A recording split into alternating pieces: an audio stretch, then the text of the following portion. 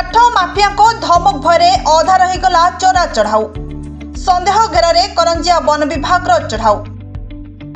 काठ माफिया को धमक भयरे विभाग अतर्कित चढ़ाऊ अधारे रहिथिबा अभियोग।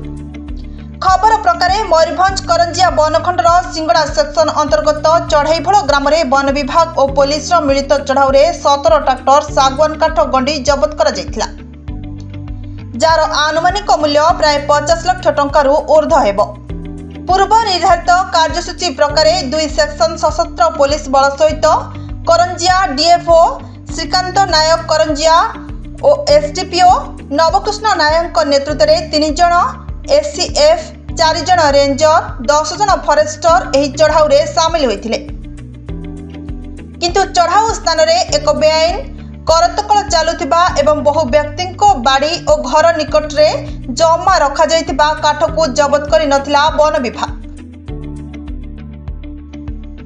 प्रत्यक्षदर्शी ठारू मिलिथिबा सूचना प्रकार चढ़ाऊर पूर्व सूचना पाई माफिया माने बहुत मूल्यवान काठ को अन्यत्र स्थानांतर करिबारे सफल होइथिबा बेले चढ़ाऊ समय किछि स्थानीय लोके एकत्रित होई जैनिक नेतांक सहयोग रे चढ़ाऊ करबाकू देइ नथिले। फल पोखरी कड़े सागवान काठ को केवल जबत कर वन विभाग। काठ जबत होइथिबा स्थान किछि हाथ दूर में जबत काठ ठारू 3 ରୁ 4 गुण अधिक परिमाण मूल्यवान काठ गच्छित रही सशस्त्र पुलिस बल और एसडीपीओ को उपस्थिति सत्वे चढ़ाऊ संपूर्ण करिबारे असमर्थ होइगले वन विभाग। चढ़ाई फलर माफिया निकट में समर्पण देखाई पुलिस और वन विभाग केवल बेनामी काठ को जबत करथिला। एपरिकी किछि गणमाध्यम प्रतिनिधि फोटो और वीडियो चित्र उत्तोलन करने समय गणमाध्यम प्रतिनिधि को गालीगुलज और माड़ मारिबाकू स्थानीय लोके उद्यम करथिले, जहा चढ़ाईफल अंचलर आईन बाटपणा को दर्शाउछि।